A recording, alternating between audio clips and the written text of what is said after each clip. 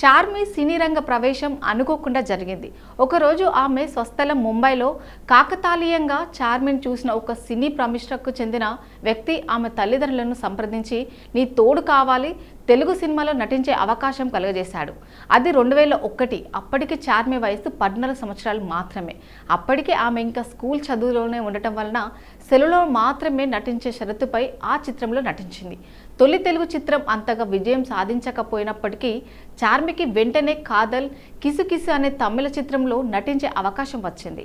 ఆ చిత్రం విజయవంతమైనప్పడంతో ఆమెకు వెనువెంటనే కాదల్, అలివతలై, ఆహా, అత్ని తెలుగు తమిళ చిత్రాల్లో అవకాశాలు వచ్చాయి. అవి కూడా చెప్పుకోదగ్గ విజయం సాధించడంతో ఆమె తెలుగు దర్శకుడు కృష్ణవంశీ దృష్టిలో పడింది.